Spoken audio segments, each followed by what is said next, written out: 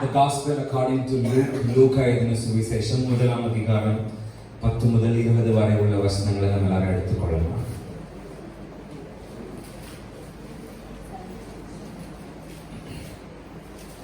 The Gospel according to Luke, chapter number 1, verses commencing from 10 through 20. Luke எழுதின சுவிசேஷம் 1ஆம் அதிகாரம் புதிய ஏற்பாட்டில் 76வது பக்கம்.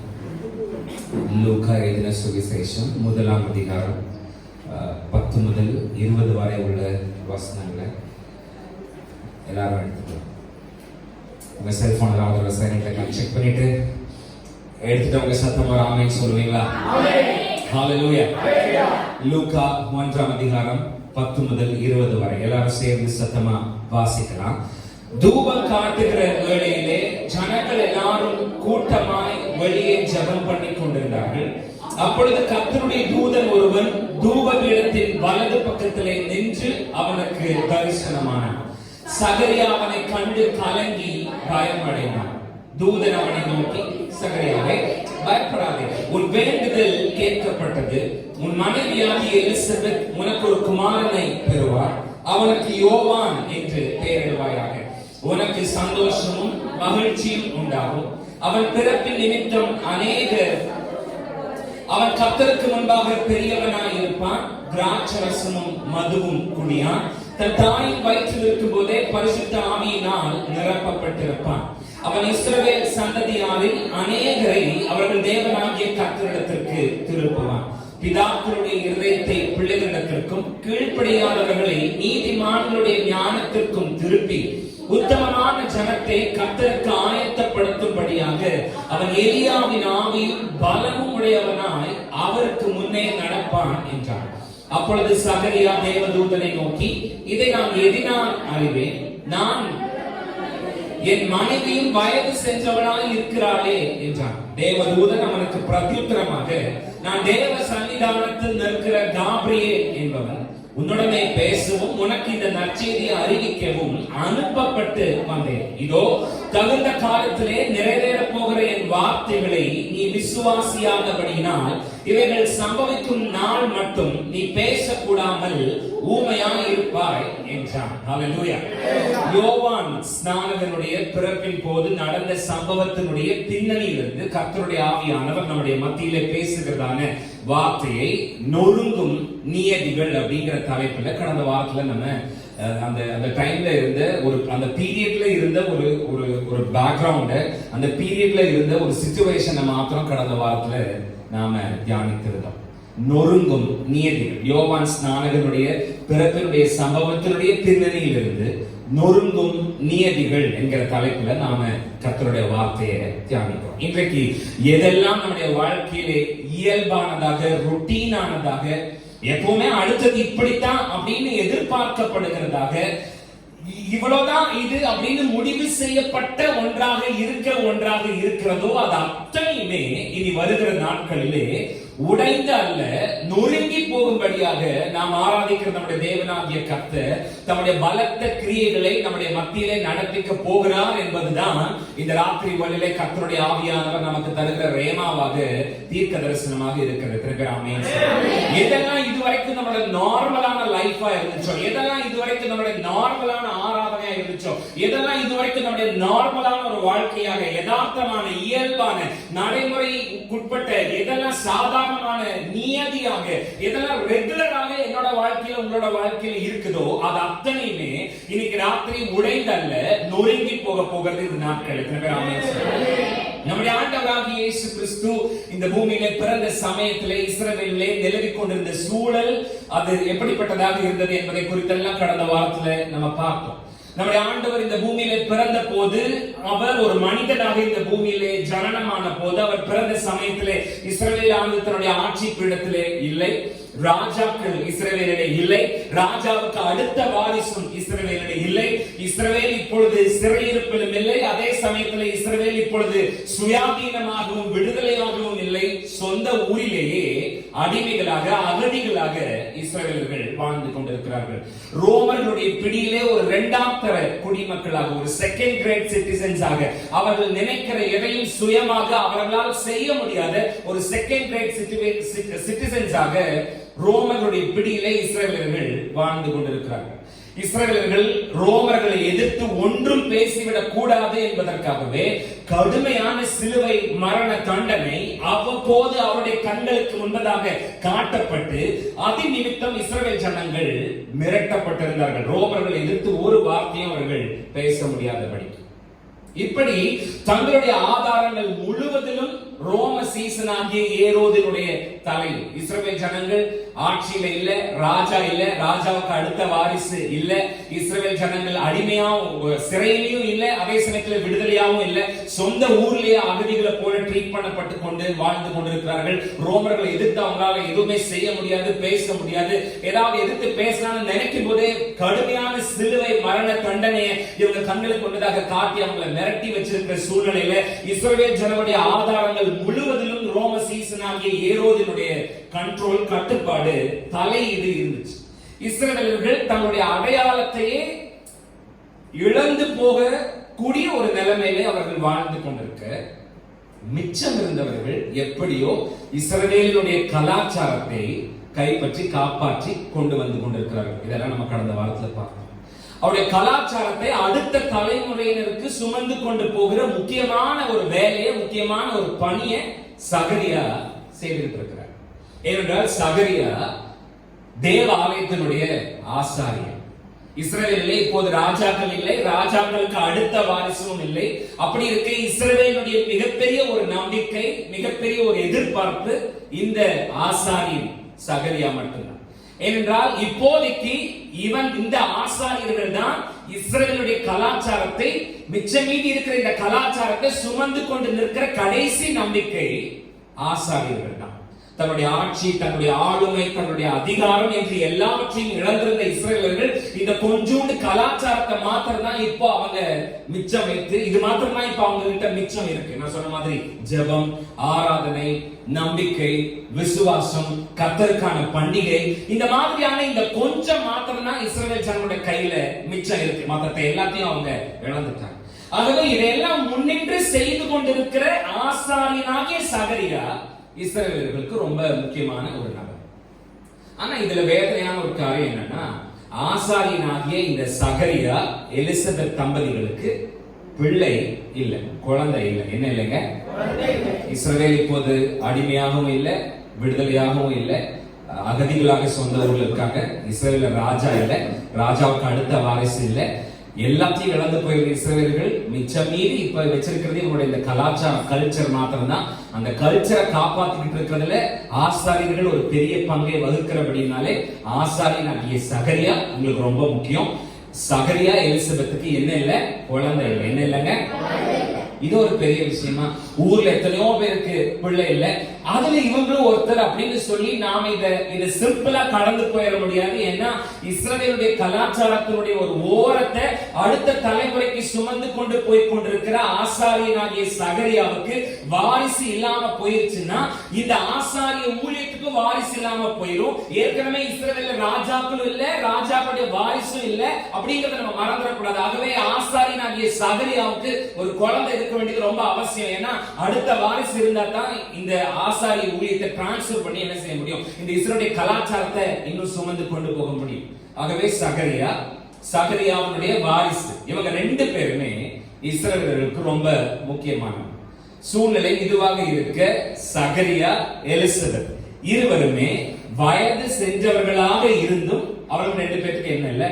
பிள்ளை. அப்படின்னா they were crossed the child birthing age. குழந்தை பிறக்கிறதுக்கான சாத்தியக்கூறுகள் இருக்கிற எல்லா வயதுகளையும் தாண்டி வயது சென்ற தம்பதிகளாக சகரியாவும் எலிசபெத்தும் இருக்கிறார். என்றாலும் கர்த்தரிட்ட சகல கற்பனைகளின் படியையும், நியமங்களின் படியையும், கட்டளைகளின் படியையும் குற்றமற்றவனாய் வாழ்ந்து கொண்டிருந்த சகரியா வழக்கம் போல ரொட்டீனான தன்னுடைய ஆசாரிய ஊழியத்தை சர்ச்சில் செஞ்சுக்கிட்டு இருக்காரு. ஒரு ரொட்டீன், ஒரு வழக்கமான ஒரு ஆசாரிய ஊழியத்தை சர்ச்சில். ஜனங்களும் ஆராதனை, தேவாலயம், பலி போன்ற இந்த காரியங்கள் எல்லாம் தங்களுடைய ஒரு ரொட்டீனாக கடைபிடித்து கொண்டு வந்து கொண்டு இருக்கிறார்கள். அவ்வளவுதான். It is just a normal worship. It is just a normal church gathering. It is just a normal church. அது அவங்களுடைய ஒரு இயல்பு, அது அவங்களுடைய ஒரு நடைமுறை, ரொட்டீனா அவர்கள் செய்து வருகிறது போல அன்றைக்கும் தேவாலயத்தில் ஜனங்கள் கூடியிருக்கார்கள். அதை தான் நம்ம வாசிச்சோம். சகரியா தூபம் காட்ட ஆலயத்துக்கு உள்ளே போயிருக்கிறார். ஜனங்கள் ஆலயத்திற்கு வெளியே நின்று கொண்டிருக்கிறார். உள்ளே போன சகரியாவும் ஜெபம் பண்ணி கொண்டிருக்கிறார், வெளியே நின்று கொண்டிருக்கிற ஜனங்களும் ஜெபம் பண்ணி கொண்டிருக்கிறார். இதுல நம்ம கவனிக்க வேண்டிய ஒரு விஷயம் என்னன்னா, இதெல்லாம் அவங்களோட ஒரு ரொட்டீன், அவங்களோட ஒரு வழக்கமா நார்மலா அவங்க செய்து வருகிற ஒரு காரியம், ஒரு ரொட்டீன், ஒரு நார்மலா வழக்கமா அவங்க செய்துட்டு இருக்கிற காரியம். போன வாரமே நான் சொன்ன மாதிரி எப்போதுமே இந்த தொடர்ந்தேர்ச்சியான இந்த ரொட்டீன், வழக்கமான இந்த இயல்பு, குறிப்பா எந்த விதமான அசைவும் மாற்றமும் இல்லாத இந்த வழக்கமான இயல்புங்கிறது நம்முடைய எதிர்பார்ப்புகளை கொண்டு போட்டுரும், எக்ஸ்பெக்டேஷனை கொண்டு போட்டு. நான் என்ன சொல்றேன்னு புரியுது. அந்த ரொட்டீன், அந்த நார்மல், அந்த வழக்கமான ஒரு சைக்கிள் அது என்ன செய்யும்னா எக்ஸ்பெக்டேஷன் என்ன செஞ்சிடும், கொன்றும். தினமும் மாத்திரை சாப்பிட்டோம், அது அந்த வியாதி சரியாகவே இல்லைன்னா ஆட்டோமேட்டிக்கா அந்த முதல் ஒரு வாரம் மாத்திரை சாப்பிடும் போது இருந்த எக்ஸ்பெக்டேஷன் இருக்கு பாத்தீங்களா, இது போட்டா சரியா போயிடுது, போட்டா சரியா போயிடும், டாக்டர் சொல்லியிருக்காரு. ஆனா ஒரு வாரம் ஆனதுக்கு அப்புறமா, இல்ல ஒரு மாசம் ஆனதுக்கு அப்புறமா, ஒரு வருஷம் ஆனதுக்கு அப்புறமும் தொடர்ந்து நான் மாத்திரமே போட்டுக்கிட்டு இருக்கிறேன், என் வியாதி சரியாகலைன்னா இது சரியாகுங்கிற எக்ஸ்பெக்டேஷன் ஆட்டோமேட்டிக்கா என்ன ஆயிடும், செத்து போயிடும். சோ ஒரு 10 வருஷமா 5 வருஷமா பல முயற்சி செஞ்சு எல்லாமே தோல்வியில முடியுது. இப்படிதான் இயல்பாவே இப்படித்தான் என் குடும்பம் போய்கிட்டு இருக்கிற ஒரு ரொட்டீனான ஒரு சைக்கிள் நம்ம போயிட்டே இருக்கும்போது எக்ஸ்பெக்டேஷன் ஆட்டோமேட்டிக்கா என்ன ஆயிடும், செத்துரும். சர்ச்சுக்கு வரேன், சர்ச்சுன்னா அந்த இடம் இயற்கைக்கு அப்பாற்பட்ட தேவனுடைய மகிமை உலாவுற கிரியை செய்யற இடம். ஆனா அங்க எதுவுமே நடக்க மாட்டேங்குது. நான் வாரம் வர்றேன், உட்கார்றேன், ஒரு 1 மணி நேரம் 1.5 மணி நேரம் டைம் ஸ்பெண்ட் பண்றேன், எந்திரிச்சு வெளியில போறேன். அதை தாண்டி எனக்கு இந்த இடத்துல ஒண்ணுமே நடக்கல அப்படிங்கும் போது நான் வீட்டை விட்டு கிளம்பும் போது நான் சபைக்கு போறேன், இது தேவனுடைய ஆலயம், இங்க தேவன் கிரியை செய்கிறார், இங்க போனா எனக்கு ஏதாவது நடக்குங்கிற எக்ஸ்பெக்டேஷன் ஆட்டோமேட்டிக்கா செத்து போயிடும். இன்னைக்கு நான் சர்ச்சுக்கு போக வேண்டிய நாள், இன்னைக்கு ஞாயிற்றுக்கிழமை, அதான் நான் சர்ச்சுக்கு கிளம்புறேன், அவ்வளவுதான். இது ஒரு ரொட்டீன், ஒரு நார்மல், அவ்வளவுதானே ஒழிய இங்க எந்த விதமான ஒரு எதிர்பார்ப்பும் இருக்காது.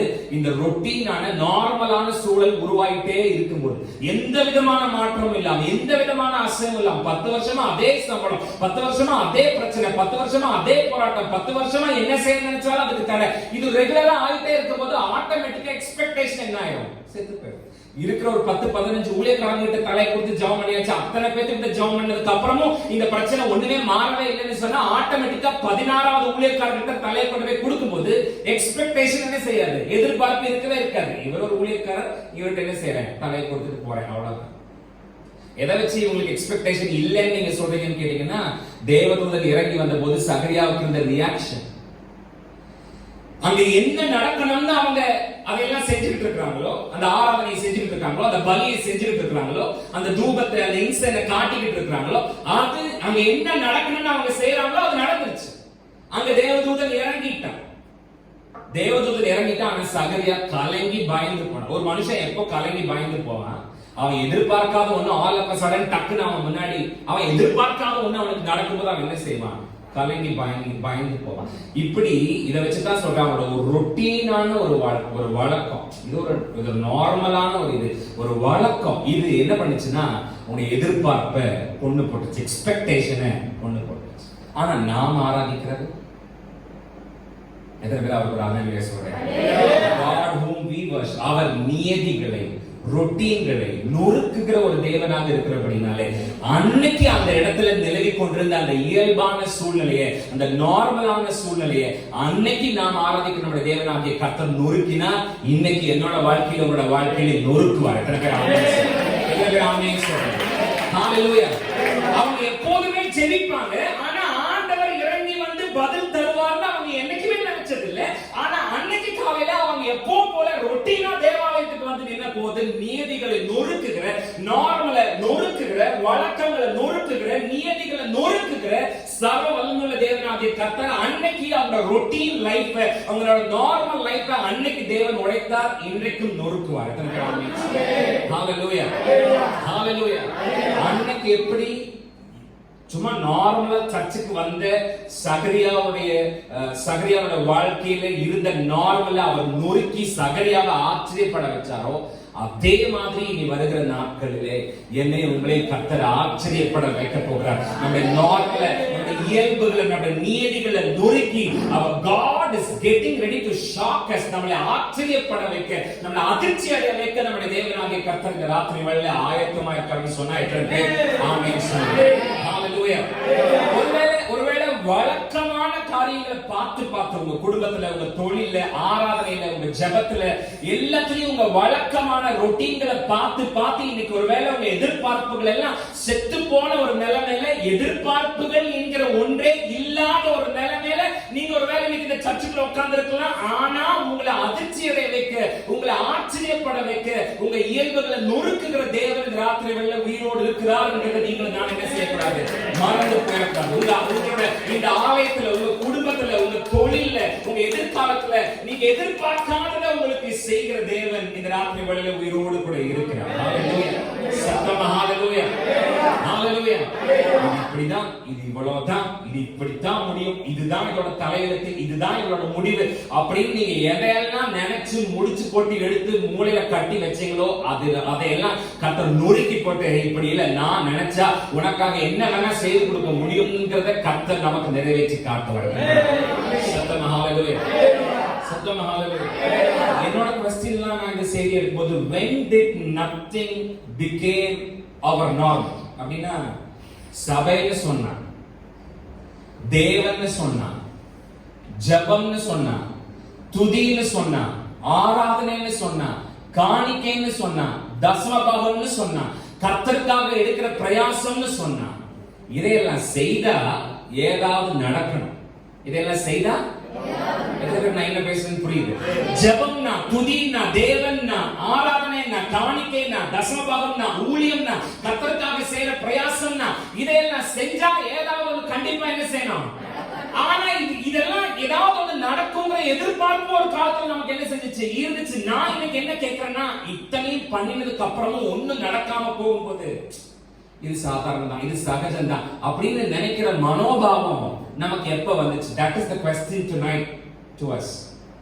இதெல்லாம் பண்ணினா, சர்ச்சுக்கு வந்தா, தேவனை தேடினா, இந்த 10 ரூபாய் இந்த காணிக்கை கர்த்தருக்காக கொடுத்தா, என்கிட்ட உள்ளதை எடுத்து என்னோட தேவனாகிய கர்த்தருடைய ஊழியத்துக்காக நான் கொடுத்தா, நான் உபவாசம் பண்ணினா, நான் ஜெபம் பண்ணினா, நான் தேவனை ஆராதிச்சா, நான் சபைக்கு போனா, நான் தேவனுடைய வார்த்தைக்கு கர்த்தருடைய கட்டளைக்கு கீழ்ப்படிந்தா, நான் வேதத்தை தியானிச்சா, நான் கர்த்தருக்கு அடுத்த காரியங்களை செய்தா, என் வாழ்க்கையில் ஏதாவது ஒன்று நடக்கணும். தேவனை தேடாதவனுக்கும் தேவனை தேடுற எனக்கும் ஏதாவது ஒரு வித்தியாசம் நடக்கணும்ங்கிற எதிர்பார்ப்பு ஒரு காலத்துல இருந்துச்சு. இப்ப அதெல்லாம் செத்து போய் இதெல்லாம் பண்ணினதுக்கு அப்புறமா எனக்கு ஒண்ணு நடக்காம இருக்கும்போது, இது இப்ப சர்ச்சுக்கு வந்திருக்கேன், தலைவலியோட சர்ச்சுக்கு வந்திருக்கிறேன், நான் வெளியில போகும்போது என்னோட தலைவலி கண்டிப்பா சரியாயிடும். சரியாகாம நான் வெளியில போகும்போது இது நேச்சுரல் தானே. போன வாரம் சளி பிடிச்சு வந்தோம், அப்பவும் இப்படிதான் இருந்தோம், இந்த வாரம் தலைவலியோட போறோம், அவ்வளவுதான். இந்த ஒரு மனோபாவம் நமக்கு எப்ப வந்துச்சு? when did nothing became our normal? நல்லா சொன்னோம்னா, வெறும் ஒரு சடங்காக மாத்திரமே மாறி போன சபையினுடைய ஆராதனையுடைய முறைமைகள், அசைவில்லாத விசுவாசிகள், அப்படியே அழகா டீசென்ட்டா வந்துட்டு போற மக்கள் இதெல்லாம் பார்த்து டயர்டாய் போச்சுன்னு சொல்றவ யாராவது இருந்தா ஒரு ஆமைன்னு சொல்லுங்களேன் பார்க்கலாம். எந்த விதமான சேஞ்சஸும் இல்லாம, எந்த விதமான அசைவும் இல்லாம, எந்த ஒரு வைராக்கியமும் இல்லாத, எந்த ஒரு அசைவும் இல்லாத ஆராதனை, சர்ச் கேதரிங். டயர்டாய் போச்சு பிரதர் எனக்கு இப்படி பார்த்துன்னு சொல்றவங்க யாராவது இருக்கீங்களான்னு கேட்ட ஒரு ஆமைன்னு சொல்லுங்களேன். 2-3 பேர் என்ன சொல்றேன்னு புரியல. சர்ச்சுக்கு வந்தா ஏதாவது என்ன செய்யணும், எதுவுமே நடக்க மாட்டேங்குது. இது இப்படி எதுவுமே நடக்காம ஒரு சர்ச், இது எனக்கு போர் அடிக்குது, இது டயர்டா இருக்குன்னு சொல்றவங்க யாராவது இருக்கீங்களான்னு கேட்க. புரியுதா? தமிழ் புரியுதா உங்களுக்கு? புரியுதா தமிழ்? ஏதாவது நடக்கணும். இங்க வந்தா என்ன செய்யணும்? நான் ஆராதிச்சா தேவனுடைய மகிமை என்ன செய்யணும்? இறங்கி வரணும். தேவனுடைய பிரசன்னம் என்ன செய்யணும்? இறங்கி நான் அவரை உண்மையா அவரை நோக்கி கூப்பிட்டா அவர் என்ன செய்யணும்? இறங்கணும். என் பக்கத்துல உட்கார்ந்து இருக்கிற ஆள் எந்த கண்மணி போல காத்திட்டதாலே பாடுவேன் அல்லேலூயா கலரக்கா பார்த்தேன். கண்மணி போல காத்திட்டு உன்னை வச்சிருக்கிறதே தப்புமா. இந்த எந்த விதமான எதிர்பார்ப்பும் இல்லாத, எக்ஸ்பெக்டேஷனும் இல்லாத சர்ச் எனக்கு போர் அடிக்குதுன்ற ஒரு ஆமையின் சத்தமா. என்ன விலை கொடுத்தாவது தேவனுடைய மகிமை இன்னைக்கு பார்த்துட்டு தான் இந்த இடத்தை விட்டு நான் வெளியில போவேன் அப்படின்னு வர்ற ஒரு சபையா நான் நீங்களும் மாறிப்பா எவ்வளவு நல்லா இருக்கு.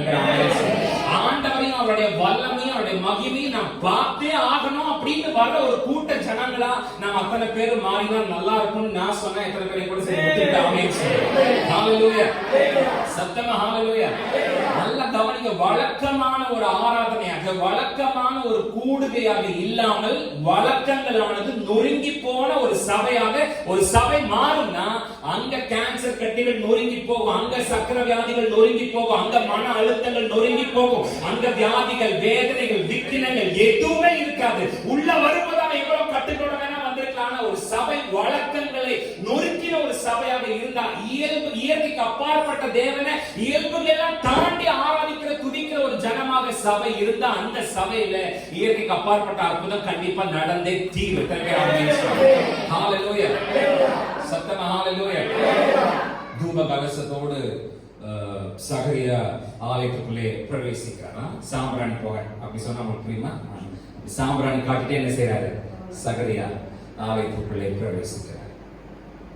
அந்த தூபத்துல இருந்து அந்த சாம்பிராணி புகையில இருந்து அதுல இருந்து வர்ற புகையோடு கூட சகரியாவோட ஜபமும் என்ன செய்யுது, கலக்குது. புரியுதா உங்களுக்கு? தூபத்தை காட்டிட்டே என்ன செய்யறாரு சகரியா. வயசானவர் நான் போன சொன்ன மாதிரி கால் வலியோட, மூட்டு வலியோட, நடுங்கிற விரல்களோட, with his insights he's getting inside. அவர் ஆலயத்துக்குள்ள என்ன செய்யறாரு, எடுத்துட்டு போறாரு, உள்ள போய் என்ன செய்யறாரு, ஜெபம் பண்றாரு. அந்த தூபத்திலிருந்து வர்ற அந்த புகையோடு கூட சகரியாவோட ஜெபமும் என்ன செய்யுது.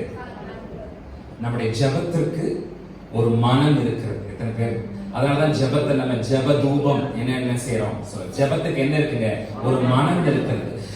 ஜெபத்தை கேட்கிறவராகி நம்முடைய தேவனாகிய கர்த்தராலே ஜெபம் என்கிற சுகந்த வாசனை என்ன செய்ய முடியும், முகர்ந்து கொள்ள முடியும், ஸ்மெல் பண்ண முடியும். பரிசுத்தவானுடைய ஜெபம் என்கிறதான தூப கலசத்திலிருந்து வருகிற சுகந்த வாசனையை பரலோகத்திலே வீற்றிருக்கிற நம்முடைய தேவனாகிய கர்த்தரால ஸ்மெல் பண்ண முடியும், முகர முடியும். அந்த சகரியா உள்ள கொண்டு போற அந்த கலசத்துல இருந்து, அந்த தூபத்துல இருந்து வர்ற அந்த புகையோடு கூட அவருடைய ஜெபம் என்ன செய்யுது, கலக்கிற அந்த ஜெப தூபம் என்ன செய்யுது, பரலோகத்திலே வீற்றிருக்கிற தேவனாகிய கர்த்தரை அசைச்சு விடுகிறது. விசேஷமா எப்போ நம்மளுடைய ஜெபத்தை நம்முடைய தேவனாகிய கர்த்தரால முகர முடியும், ஸ்மெல் பண்ண முடியும் கேட்டீங்கன்னா, அந்த ஜெபம் எப்ப தீயோட அனலோட வெளியில வருதோ அப்பதான் என்ன செய்ய முடியும், அவரால் ஸ்மெல் பண்ண முடியும். செத்து போன ஜெபம் இருக்கும் பாருங்க, அது அதுல ஒரு எதுவுமே இருக்காது. அதுல சும்மா கடலுக்காக, கடமைக்காக, சம்பிரதாயத்துக்காக செய்யப்படுற ஜெபத்தை பத்தி நான் பேசுறேன். தீயோட சேர்ந்த ஜெபம். சாம்பிராணியில புகை வரணும்னா என்ன இருக்கணும், சாம்பிராணி தூக்கி அதுல போட்டா புகை வரணும்னா என்ன இருக்கணும், அதுல அனல் இருக்கணும். அனல் இருந்தாலும் அதுல போட்டா என்ன செய்யும், அந்த அரோமா அப்பதான் என்ன செய்யும், வெளியில வரும். நம்முடைய தேவனாகிய கர்த்தர் ஜெபத்தை கேட்கிறவர். ஜெப தூபம்னு சொல்லும்போது நம்ம ஜெபத்தை ஸ்மெல் பண்ணக்கூடியவர், நம்ம ஜெபத்தினுடைய மனத்தை முகர்ந்து கொள்ளக்கூடியவர். அவர் ஸ்மெல் பண்ற மாதிரி நம்ம ஜெபம் இருக்கணும்னா, அது நான் சொன்ன மாதிரி கடமைக்காக, சடங்குக்காக, சம்பிரதாயத்துக்காக செய்யப்படுற ஒரு ஜெபமா என்ன செய்யக்கூடாது, இருக்கவே. நான் பேசுறது தீயோடு கூட சேர்ந்த பரிசுத்த ஆவியின் அனலோடு கூட கொழுந்து விட்டு எரிகிற, சூழ்நிலைகளை தலைகளா மாத்துகிற, சத்துருடைய கோட்டைகளை நொறுக்குகிற பலவந்தமான ஜெபம் பரலோகத்தில் வீற்றிருக்கிற அசைக்கு. ஹalleluya. இந்த கிறிஸ்தவ வாழ்க்கையில ஜெபம் ரொம்ப முக்கியமானது. சிலதையெல்லாம் நாம கருத்தரிக்கணும்னா, கருத்தரிச்சு பெத்தெடுக்கணும்னா அதுக்கான ஒரு பாலம், அதுக்கான ஒரு பிரிட்ஜ் இந்த ஜெபம் தான். எத்தனை பேர் புரிஞ்சாங்க? இந்த கிறிஸ்தவ வாழ்க்கையில பக்கத்துல சொல்லுங்க, ஜெபம் ரொம்ப முக்கியம். என்ன ரொம்ப முக்கியம்? சிலதையெல்லாம் நாம கருத்தரிக்கணும்னா, சிலதையெல்லாம் நாம பெற்றெடுக்கணும்னா ஜெபம்ங்கிற பாலம் ரொம்ப. எப்படி கணவன் மனைவி இவங்க ரெண்டு பேருக்கு நடுவே ஒரு உறவு இல்லாமல் ஒரு கரு உருவாக முடியாதோ, அப்படியே ஜெபம்ங்கிற ஒரு பிரிட்ஜ் இல்லாம, ஜெபம்ங்கிற ஒரு பாலம் இல்லாம ஒரு விசுவாசியால தனக்கான நன்மைகளை தேவனிடத்திலிருந்து பெற்றுக்கொள்ள முடியாது. சத்தமா ஹalleluya. prayer is the bridge. ஜெபம்ங்கிறது ஒரு பாலம். அதுதான் தேவன் எனக்கு தரப்போகிற நன்மைகளை நான் கருத்தரிச்சு கொள்றதுக்கான பிரிட்ஜா, பாலமா, வழியா. எப்படி ஒரு கணவன் மனைவி உறவு இல்லாம குழந்தை கரு உருவாக முடியாதோ, அது மாதிரி ஜெபம் இல்லாத கிறிஸ்தவ வாழ்க்கையில என்னால எந்த ஆசீர்வாதத்தையும் கருத்தரிக்கவும் முடியாது. கருத்தரிக்கவே இல்லைன்னா கண்டிப்பா பெற்றெடுக்கவும் முடியாது. ஹalleluya. அன்னைக்கு அந்த ஆலயத்துல இந்த ஜெபம் தான் ஏதோ ஒரு மாற்றத்தை, ஏதோ ஒரு டிஸ்டர்பன்ஸ், ஏதோ ஒரு இடைஞ்சலை ஜெபம் தான் கொண்டு வந்துச்சு. இந்த ஜெபம் தான் அங்கிருந்த வழக்கமான சூழ்நிலை வேற மாதிரி இந்த ஜெபம் தான் மாத்துச்சு. இந்த ஜெபம் தான் கேப்ரியேல் தூதன் உள்ள வரதுக்காக கதவுகளை திறந்து கொடுத்துச்சு. இந்த ஜெபம் தான் கர்த்தரை அசைச்சுச்சு. ஹalleluya. கேப்ரியேல் சொன்னா, இன்னைக்கு உங்களோட வழக்கங்கள், நியதிகள், ரொட்டீன்களை கர்த்தர் நொறுக்க போகிறார். சகரியாவை பார்த்து கேப்ரியேல் தூதன் சொன்னா, ஹே, இன்னைக்கு உங்களோட வழக்கங்களை, இயல்புகளை, ரொட்டீன்களை கர்த்தர் நொறுக்க போகிறார். என்ன செய்ய போகிறார்? சகரியா, இயல்புகள், நியதிகள் நொறுங்க போகுது அப்படின்னா என்ன? what do you mean by that? அதுக்கு கேப்ரியேல் சொன்னா, நீ ரொம்ப நாளா ஒரு காரியத்துக்காக ஜெபிச்சுக்கிட்டு இருக்க, உன் சத்தத்தை கர்த்தர் கேட்டா, ஆகவே உன் மனைவி கர்ப்பவதியாகி ஒரு குமாரனை பெறுவார் என்று சொன்னார். காபியல் சொன்னா, நீ ரொம்ப நாளா ஜெபிச்சுக்கிட்டு இருக்க, உன் சத்தத்தை கர்த்தர் என்ன செஞ்சார்? இன்னைக்கு நம்மளோட ஜெபம் எல்லாம் கொஞ்ச நாள் செய்யறோம், இன்னும் சொல்ல போனா 2 தடவை 3 தடவை செய்யறோம், எதுவுமே நடக்கலைன்னா என்ன ஆண்டவரே இப்படி பண்ணிட்டீங்க அப்படின்னு சொல்லிட்டு ஜெபத்தை விட்டுறோம். சில கேஸ்ல எல்லாம் ஜெபத்தையே விட்டுறோம். சில கேஸ் என்ன செஞ்சது, சிலது அந்த குறிப்பிட்ட பாயிண்ட்டுக்காக பண்ண ஜெபத்தை விட்டுருது. சில கேஸ் ஜெபத்தையே என்ன செஞ்சிருது, என்ன ஆண்டவர் ஜெபம் என்ன செய்ய மாட்டேங்குது. ஆனா இந்த மனுஷன் சகரியா ஒரு காரியத்துக்காக பல வருஷமா என்ன செஞ்சுட்டு இருக்காரு. சகரியாவுக்கு எலிசபெத்துக்கும் கல்யாணமான புதுசுலயும் ஜெபம் பண்ணாரு. சகரியா எலிசபெத் வாலிப வயசுல இருக்கும் போதும் ஜெபம் பண்ணி இருந்திருக்காரு. எலிசபெத் அம்மா பிள்ளை பிறந்ததுக்கான சூழல் இருந்த போதும் ஜெபம் பண்ணிருக்காரு. இப்ப அந்த அம்மா கிழவியா மாறினதுக்கு அப்புறமும் ஜெபம் பண்ணிருக்காரு. எத்தனை பேருக்கு தெரியுது, நீதிமான் செய்யும் ஊக்கமான வேண்டுதல் மிகுந்த பலமுள்ளதா இருக்கிறது. அதனாலதான் தூதன் சொன்னா, நீ ரொம்ப நாளா பண்ணிக்கிட்டு இருக்கிற ஜெபத்தை கர்த்தர் கேட்டா, உன் மனைவியாகி எலிசபெத் கருத்தரித்து ஒரு குமாரனை பெற்றெடுப்பாள். சத்தமா ஹல்லேலூயா. கர்த்தருடைய வார்த்தையை கொண்டு வந்திருக்கிற தூதன் சகரியாவை பார்த்து சொன்னா, your wife is going to be get pregnant. உன் மனைவி கர்ப்பவதியாக போறாள். சகரியா said, come on, விளையாடாதீங்க, போங்க. கிழவி அவ மாசமாக போறா, come on, விளையாடாதீங்க ஆண்டவரே அப்படிங்கிற மாதிரி சகரியா he is just laughing. அவ கர்ப்பவதியாக போறா அப்படிங்கிறது மாத்திரமல்ல, அவ ஒரு குமாரனை பெற போறா. என்ன செய்ய போறா? சும்மா ஒரு குழந்தைன்னு சொல்லல. அவரோட வார்த்தையில அவர் ரொம்ப தெளிவா, ரொம்ப ஸ்பெசிபிக்கா, ரொம்ப குறிப்பா இருந்தாரு. அவர் சொல்றது பாருங்க, அவன் கர்ப்பவதியாக போறா, ஆண் குழந்தையை பெற்றெடுக்க போறா. அந்த பையனுக்கு பேரு யோவான். எத்தனை பேர் ஆமென் சொல்றாங்க? ஹalleluya. சும்மா ஏதோ போற போக்குல அடிச்சு விட்டு போகல. பிறந்த ஆம்பளை குழந்தை இல்லனா பொம்பளை குழந்தை அப்படிங்கிற மாதிரி போற போக்குல என்ன செய்யல, அடிச்சு ரொம்ப he was very specific, ரொம்ப கிளியரா, ரொம்ப தெளிவா சொல்றாரு. மனைவியாகி எலிசபெத் கர்ப்பம் தரிக்க போறா, அவளுக்கு ஒரு ஆம்பளை பையன் பிறக்க போகுது. அந்த பையனுக்கு பேரு யோவான். எத்தனை பேர் ஆமென் சொல்றாங்க? இதெல்லாம் கேட்டபோது சகரியாவுக்கு சிரிக்கிறதா அழகுதான்னு தெரியல. ஏன்னா சகரியா ஆராதனையுடைய ஒழுங்குகளுக்காக மாத்திரமே போய்கிட்டு வந்துகிட்டு இருந்தாரே ஒழிய, அவரோட விசுவாசம் எப்பவோ ரிட்டையர் ஆகி வீட்டுல உட்கார்ந்துட்டு இருக்கு. இப்ப அவருக்கு எந்த விதமான எக்ஸ்பெக்டேஷன் இல்ல. சும்மா ஒரு வழக்கத்துக்காக, இயல்புக்காக, ரொட்டீனுக்காக அவர் போயிட்டு இருக்கிறாரு. அவ்வளவுதான். எத்தனை பேரை கூட சேர்த்து ஒத்துப்பீங்க? ஒரு சராசரியான, எந்த விதமான ஒரு அசைவும் மாற்றமும் இல்லாத ஒரு ரொட்டீனான ஒரு தெய்வ வழிபாடு எனக்கு வேண்டாம்னு சொல்றவங்க மாத்திரம் ஆமென் சொல்லுங்க. ஹalleluya. சராசரியான, எந்த மாற்றமும் இல்லாத, எந்த அசைவும் இல்லாத ஒரு தெய்வ வழிபாடு எனக்கு வேண்டாம்ங்கறாங்க. சத்தமா ஆமென் சொல்லுங்க. நான் சர்ச்சுக்கு வர்றது சராசரியான, இயல்பான, ரொட்டீனான ஒரு வாழ்க்கையை வாழ்ந்துட்டு போகிறதுக்காக இல்ல அப்படிங்கறவங்க யாராவது இருக்கீங்களா? நான் சர்ச்சுக்கு வர்றது சராசரியான, வழக்கமான, இயல்பான, நார்மலான ஒரு வாழ்க்கையை வாழ்ந்துட்டு போறதுக்காக. இதுக்கு நான் எங்க இருந்திருக்கலாம், வீட்லயே என்ன செஞ்சிருக்கலாம். அதை விட்டுட்டு என்னோட தனிப்பட்ட காரியங்கள் எத்தனையோ விட்டுட்டு குளிச்சு கிளம்பி பஸ் பிடிச்சு வண்டி ஓட்டி 6 நாள் நான் வேலை செஞ்ச டயர்ட் எல்லாம் எடுத்து ஒரு ஓரத்துல எடுத்து வச்சு நான் சர்ச்சுக்குள்ள உட்கார்ந்துட்டு இருக்கிறது வழக்கமான, நார்மலான ஒரு வாழ்க்கையை வாழ்றதுக்காக இல்ல. நான் இங்க வர்றது, நான் நினைக்கிறதுக்கும், நான் வேண்டிக் கொள்றதுக்கும், நான் எதிர்பார்க்கிறதுக்கும் மேலான, இயற்கைக்கு அப்பாற்பட்ட கர்த்தருடைய அதிசயத்தை, அற்புதத்தை பெற்றுக்கொண்டு போகிறதுக்காகத்தான் நான் இங்க சர்ச்சுக்கு வரேனே ஒழிய, ஒரு வழக்கமான, நார்மலான, இயல்பான ஒரு காரியத்தை பெற்றுக் கொள்றதுக்காக, நடக்கிறதுக்காக நான் இங்க சர்ச்சுக்கு வரல. எத்தனை பேர் ஆமென் சொல்றீங்க? ஹalleluya. எத்தனை பேர் கூட சேர்ந்து ஜெபிக்கிறீங்க, ஆண்டவரே சராசரியான, நார்மலான, ரொட்டீனான ஒரு ஜெப கூடுகைக்கு என்ன விலக்கி வைங்க ஆண்டவரே. நான் இருக்கிற இடம் சூப்பர் நேச்சுரல் தேவனே, நான் இயற்கைக்கு அப்பாற்பட்ட தேவனே, நான் என்னோட நார்மல் எல்லாம் உடைச்சு ஜெபிக்கிற ஒரு மகனா, மகளா இருக்கணும்னு சொல்றவங்க ஆமென் சொல்லுங்க. ஹalleluya. ஹalleluya.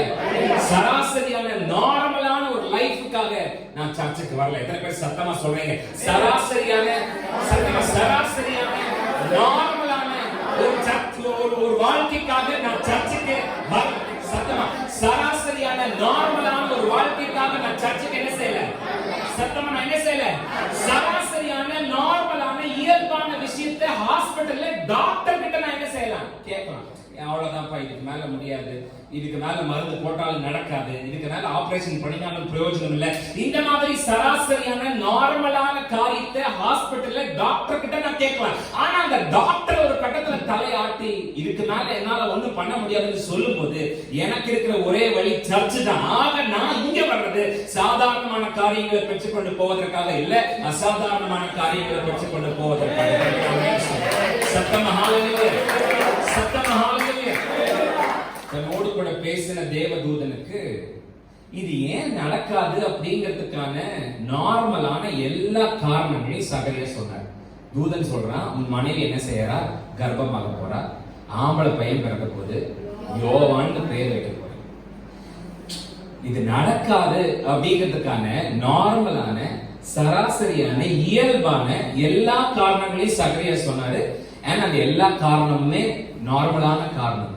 சகரியா சொன்னாரு, நான் கிழமை, என்னுடைய மனைவியோ வயது சென்றவள். அவ யாருங்க அப்படின்னா பிள்ளை பெறுவதற்கான சாத்திய கூறுகள் ஏதும் இல்லாதவள். பிள்ளை பெறுவதற்கான சான்ஸே இல்லை. தன்னோடு கூட பேசின கேப்ரியல் தூதன் கிட்ட இது ஏன் நடக்காது அப்படிங்கிறதுக்கான அதுக்கான காரணங்கள், அதற்கான இயல்பான நார்மலான எல்லா காரணத்தையும் சகரியா சொன்னார். சகரியா சொன்ன எல்லா காரணங்களுமே நார்மலான இயல்பான சாதாரணமான காரணங்கள் தான். சகரியா ஒன்னும் பைத்தியம் இல்லை, சகரியா ஒன்னும் அறிவில்லாத ஆள் இல்லை. அவர் சொன்ன காரணங்கள் அத்தனையுமே நார்மலான காரணங்கள் தான். நான் கிழவன், என் மனைவி வயது சென்றவன், பிள்ளை பிறந்ததுக்கான சான்ஸே அவளுக்கு கிடையாது. போய் எங்களுக்கு பிள்ளை பிறக்குன்னு சொல்றீங்களே, இதை நான் எப்படி நம்ப முடியும் அப்படின்னு சகரியா கேட்டது. சகரியா ஒன்னும் பைத்தியக்காரர், அவரும் அறிவில்லாதவர் இல்லை. அவர் சொன்ன ரீசன்ஸ், அவர் சொன்ன காரணங்கள் எல்லாம் நார்மலான காரணங்கள் தான். ஆனா சகரியாவுக்கு என்ன புரியலன்னா, சாதாரணமான காரணங்களுக்குள்ள முடங்கி போகிற ஒரு தெய்வத்தை அல்ல, அசாதாரணமானவைகளை சர்வசாதாரணமாக செய்து முடிக்கிற ஒரு தெய்வத்தை தான் நாம் ஆராதிக்கிறோம் அப்படிங்கிறது தான் சகரியாவுக்கு புரியல.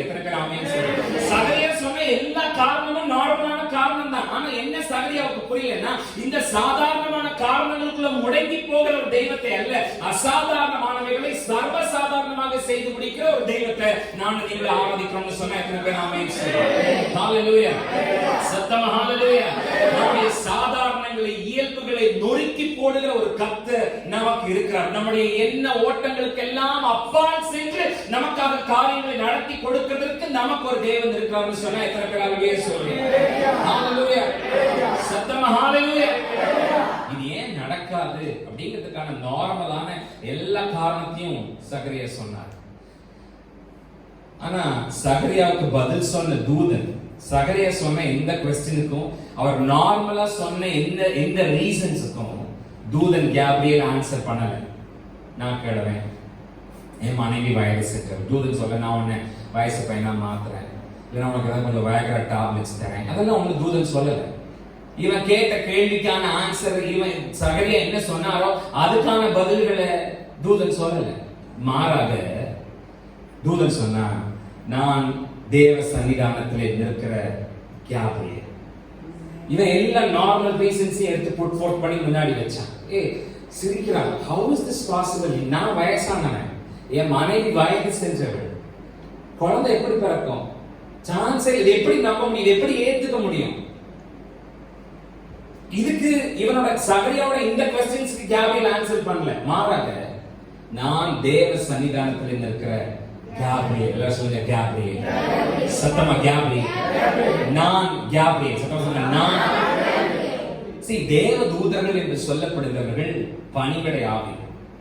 அவர்கள் கர்த்தருடைய வேலைக்காரர்கள், கர்த்தருடைய அடிமைகள். அப்படின்னா அவர்கள் தாங்களாக சுயமாக எதுவும் பேசவும் மாட்டார்கள், சுயமாக தாங்களாக எதுவும் செய்யவும் மாட்டார்கள். ஏன்னா அவங்க ஆண்டவருக்கு கீழ்ப்படிந்து வேலை செய்கிறார்கள். சகரியா அத்தனை क्वेश्चन கேட்கிறான், அத்தனை நார்மலான காரணங்கள் எடுத்து முன்னாடி வைக்கிறான். தூதன் சொன்னா, நான் தேவ சன்னிதானத்தில் இருக்கிற கேப்ரியல். அப்படின்னா நான் சுயமா எதையும் பேச மாட்டேன், நான் தானா எதுவும் பேச மாட்டேன், நான் எனக்கு தோணுனதெல்லாம் சொல்ல மாட்டேன். நான் தேவ சன்னிதானத்தில் இருக்கிற தூதனாகிய கேப்ரியல் சொல்றது மூலமா சகரியாவுக்கு அவன் என்ன சொல்றானா, ஹே, இப்ப நான் உனக்கு சொன்னது என்னோட வார்த்தை இல்லை, நான் தேவ சன்னிதானத்தில் இருக்கிற தூதன் கேப்ரியல். நான் சுயமா எதையும் பேச மாட்டேன், நான் சுயமா எதையும் பண்ண மாட்டேன். அப்படின்னா இப்ப நான் உனக்கு சொன்னது என்னோட வார்த்தைகள் அல்ல, இந்த வார்த்தைகள் சேனைகளின் தேவனாகிய கர்த்தருடைய. அதுதான் அவனுக்கு பதில் சொன்னான். இவன் எல்லா நார்மலான காரணத்தையும் எடுத்து முன்னாடி வச்ச போது தூதன் சொன்னான், நான் கேப்ரியல். நான் வந்து என்னோட இஷ்டத்தை இங்க பேசுறதுக்காக வரல, எனக்கு என்ன தோணுச்சோ அதை சொல்றதுக்காக வரல. இது என்னோட வார்த்தை இல்ல, இது என்னோட ஒப்பீனியன் இல்ல, இது என்னோட கருத்து இல்ல, இது என்கிட்ட உனக்கு சொல்ல சொன்ன கர்த்தருடைய வார்த்தை. உனக்கும் மனைவியாக எலிசபெத்துக்கு ஒரு பையன் பிறந்தான், அவன் பேர் யோவான்னு சொன்னேன். எத்தனை பேர் ஆமென் சொல்றீங்க? ஹalleluya, சத்தமா ஹalleluya. அதோடு கூட சகரியாவை பார்த்த அந்த தூதன் சொன்னா, நீ என்னோட வார்த்தையை சந்தேகப்பட்டதுனால, since you doubted my words, நீ சந்தேகப்பட்டதுனால, வழக்கமான இயல்பான நியதிகளை கர்த்தருடைய வார்த்தைகளை விட நீ பெருசா நினைச்சதுனால, நீ வழக்கத்தை நார்மலா ஆண்டவருடைய வார்த்தையை விட பெருசா நீ நினைச்சதுனால, பார்த்ததுனால, பிடிச்சதுனால, இயற்கைக்கு அப்பாற்பட்டவருடைய சமூகத்துல இயற்கைக்கு உட்பட்ட காரணங்களை நீ பெருசா பேசிக்கிட்டு சொல்லிக்கிட்டு இருந்ததுனால, உன்னோட நாவை நான் கட்ட போறேன், உன்னோட வாயை நான் மூடி வைக்க போறேன். உன்னோட வாயை நான் என்ன செய்ய போறேன்? I'm going to bound your tongues. உன் வாயை, உன் நாவை நான் கட்ட. ஏன்னா நான் உன்னை தொடர்ந்து பேச விட்டேன்னா நீ இந்த காரியத்தை கெடுத்துருவ. நீ என்ன செஞ்சிருவ? ஜீவனும் மரணமும் நாவினுடைய அதிகாரத்துல என்ன செய்யுது? நான் உன்னை பார்த்துக்கிட்டே தான் இருக்கேன். நீ ஆரம்பத்துல இருந்தே ஏகப்பட்ட தேவனுடைய பிளான்ஸ், திட்டத்தை அபார்ட் பண்ணி கருக்கலைச்சு செதைச்சு விட்டுட்டே இருக்க. நீ பேசி பேசியே ஏகப்பட்டதை அபார்ட் பண்ணி விட்டுட்ட. நான் உன்னை ஆரம்பத்துல இருந்து கவனிச்சுட்டு தான் இருக்கேன். எப்ப பார்த்தாலும் உனக்கு விரோதமா நீயே என்ன செஞ்சுக்கிட்டு இருக்க? பேசிக்கிட்டே இருக்க. இப்பவும் நான் உன்னை பேச விட்டேன்னா இந்த ஆசீர்வாதத்தை நீ என்ன செஞ்சிருவ? அபார்ட் பண்ணி விட்டுருவ. இப்போ இந்த ஆசீர்வாதம் உனக்கு வந்து சேரணும்னா நீ பேசாம இருந்தா தான் சரியா வரும். ஆகவே உன்னோட வாயை நான் கட்டி போடுறேன்னு சொல்லி சகரியோட வாயை தூதன் கட்டி போட்டேன். பக்கத்துல ரெண்டு பேரை பார்த்து ஷட் யுவர் மவுத், வாயை கொஞ்சம் பேசாம பக்கத்துல பார்த்து, அதே நல்ல கொஞ்சம் பக்கத்துல பார்த்து நல்லா அவங்க மூஞ்சியை பார்த்து கொஞ்சம் பேசாம நல்ல சத்தமா சொல்லுங்க. ஒரு சத்தமும் கேட்கல எனக்கு. சத்தமா கொஞ்சம் பேசாம இருங்க. பக்கத்துல இருக்கிற ஆளு கொஞ்சம் கோபம் வரணும்னா கையை காட்டி வாயை மூடுங்கன்னு பக்கத்துல சொல்லுங்க, வாயை மூடுங்க. நீங்க ஷட் அப் பண்ணுங்க, பேசாதீங்க. என்ன செய்யுங்க? கொஞ்சம் என்ன செய்யுங்க? என்னால இதை செய்ய முடியாதுன்னு சொல்றதை நிறுத்துங்க. என்னால இப்படி ஆக முடியாதுன்னு சொல்றதை நிறுத்துங்க. என்னால இதெல்லாம் வாங்க முடியாதுன்னு சொல்றதை நிறுத்துங்க. என்னால இப்படி எல்லாம் ஆக முடியாதுன்னு சொல்றதை நிறுத்துங்க. இதுக்கு மேல என்னால முடியாதுன்னு சொல்றதை நிறுத்துங்க. ஏற்கனவே இதெல்லாம் நான் பண்ணி பார்த்தாச்சு, அப்பவெல்லாம் இப்படித்தான் முடிச்சது, இப்பவும் இப்படித்தான் முடியும்னு சொல்றதெல்லாம் நிறுத்துங்க. எனக்கு படிப்பு இல்ல, அழகு இல்ல, எனக்கு சப்போர்ட் பண்ற கால் இல்ல, என்னை தூக்கி விடுற கால் இல்ல. ஜஸ்ட் ஷட் யுவர் மவுத், வாயை மூடுங்க. பக்கத்துல சொல்லுங்க, வாயை மூடி அமைதியா கொஞ்சம் பேசாதீங்க. கொஞ்சம் என்ன செய்யுங்க? சத்தமா சொல்லுங்க, கொஞ்சம் என்ன செய்யுங்க? பேச, just shut up. வாயை மூடி கொஞ்சம் அமைதியா. ஜீவனும் மரணமும் நாவினுடைய அதிகாரத்துல இருக்கு. நான் உன்னை பார்த்துட்டே இருக்கேன். உனக்குரிய ஆசீர்வாதத்தை நீயே அவாய்ட் பண்ணிக்கிட்டு இருக்க. Shut up. உன் வாயை கட்டினா தான் என்ன ஆகும்?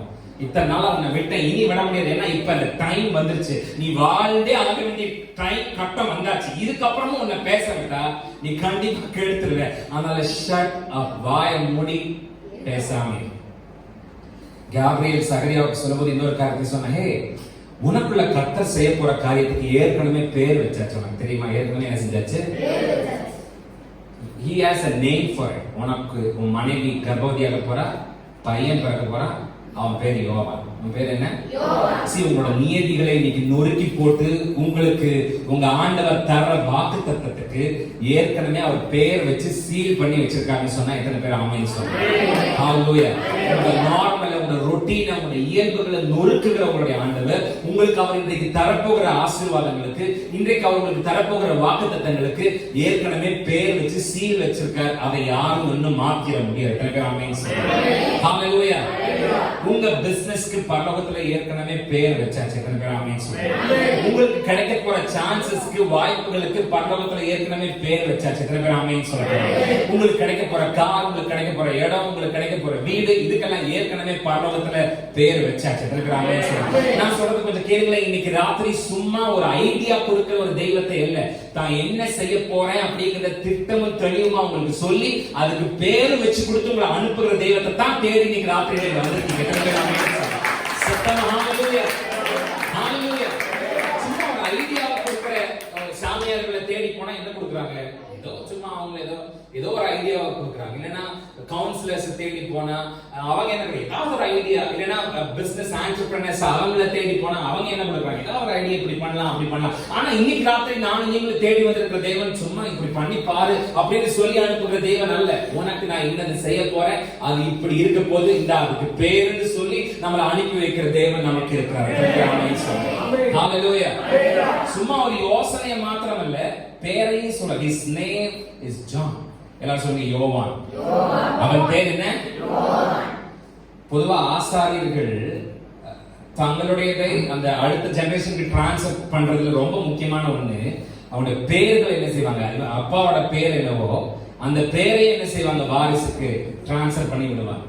எனக்கு பயம் பிறக்குதுன்னா என்னோட பேர் என்ன செய்யப்படும், என் பையனுக்கும் டிரான்ஸ்ஃபர் பண்ணப்படும்.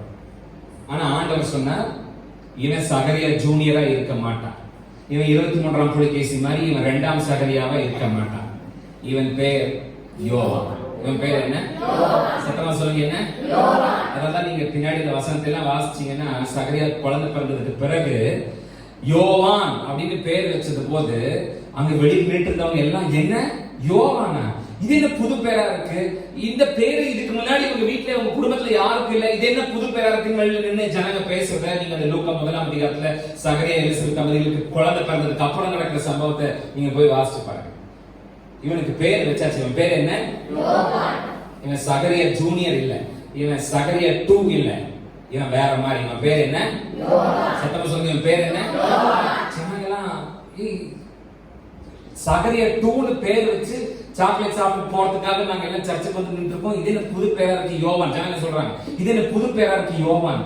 உங்க தாத்தன், உங்க முப்பாட்டன், உங்க மாமன், உங்க மாமனாரு, உங்க பொண்ணு கொடுத்தேன் எடுத்தேன், எவனுக்குமே இந்த பேர் இல்லையே. இந்த யோவான்ங்கிற பேர் உங்க முன்னோர்கள் யாருக்கும் இது என்ன புது பேரா இருக்கு. நீங்க 59ஆவது வசனத்துல அந்த 1ஆம் அதிகாரத்துல இது என்ன புது பேரா இருக்கு, இப்படி ஒரு பேர் முன்னாடி யாருக்கு இல்லவே. உங்களால நம்ப முடியும்னா நம்புங்க. இன்னைக்கு ராத்திரி உங்களோட நியதிகளை, உங்களோட இயல்புகளை, உங்களோட ரொட்டீன்களை நொறுக்கி விடுகிற உங்களோட தேவனாகிய கர்த்தர் உங்களுக்கு சில ஆசீர்வாதங்களை தரப்போகிறார். அந்த மாதிரியான ஒரு ஆசீர்வாதம், அந்த மாதிரியான ஒரு காரியம் உங்க வம்சத்திலே யாருக்கும் இருந்திருக்கவே இருந்திருக்காது. அது ரொம்ப புதுசா சத்தமா ஹalleluya, ஹalleluya. இது புதுசா இருக்கு. யோவானா இப்படி ஒண்ணு நாங்க கேள்விப்பட்டதே இல்லை. உங்க முன்னோர்கள், உங்க உங்க உங்க உங்க தாய், உங்க தகப்பன் யாருக்கிட்டே நாங்க இப்படி ஒண்ணு கேட்கவே இல்லை. இது என்ன புதுசா இருக்கு. ஆமா, என்னோட நியதிகளை, என்னோட நார்மல், என்னோட ரொட்டீனை நொறுக்குகிற என்னோட தேவனாகிய கர்த்தர் எனக்கு சில ஆசீர்வாதங்களை கொடுப்பார். அந்த ஆசீர்வாதம் மாதிரி ஒண்ணு என் வம்சத்துல யாருக்கிட்டே இருந்திருக்கவே இருந்திருக்காது. எத்தனை பேர் ஆமென் சொல்லுங்க. உங்க குடும்பத்துல, உங்க ஊழியத்துல, உங்க பிசினஸ்ல, உங்க ஊர்ல அந்த காரியத்தை நீங்க சுதந்திரிக்க போற அந்த காரியம் மாதிரி இன்னொன்னு யாருக்கிட்டே இருக்காது. நீங்க தான் அதை சுதந்திரிக்கிற முதல் நபரா இருப்பீங்க. எத்தனை பேர் ஆமென் சொல்லுங்க. ஹalleluya. நான் சொல்றேன், இன்னைக்கு ராத்திரி நீங்க வளர முடியாதபடிக்கு தடையா இருக்கிற எல்லா ஜெனரேஷனல் கர்சஸ், எல்லா தலைமுறை சாபங்களை இன்னைக்கு ராத்திரி ஆண்டவராகிய இயேசுவின் நாமத்தால உடைஞ்சு போகட்டும்னு சொன்னா எத்தனை பேர் ஆமென் சொல்லுங்க. ஹalleluya. சத்தமா ஹalleluya. சர்ச்சுக்குள்ள இருந்து வெளியில வர சகரியாவால பேச முடியல. எல்லாம் கேட்கறாங்க, என்ன ஆச்சு, ஏன் இப்படி பேரிச்ச மாதிரி, ஏன் இப்படி அரண்டு போன மாதிரி வர, என்ன ஆச்சு? வெறும் செய்யதான் செய்ய முடியுது. அவன் என்ன சொல்லி தொலை, என்ன என்னன்னு எல்லாம் முழுக்கி கேட்டாலும் என்னென்னமோ கேட்கிறாங்க. சகரியாவால எந்த கேள்விக்கு பதில் சொல்ல அவரால் செய்ய முடிஞ்சதெல்லாம் இந்த ஊமசாட தான். அப்படி இதோ இப்படி இப்படின்றான் இப்படின்றான் அப்படின்றான்.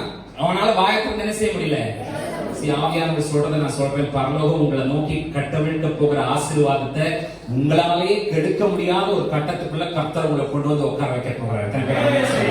சத்தமா ஹalleluya. இதுக்கு முன்னாடி எத்தனையோ பிளான்ஸ் ஒருவேளை சகரியா பேசி பேசி அவாய்ட் பண்ணி விட்டு இருந்திருக்கலாம்.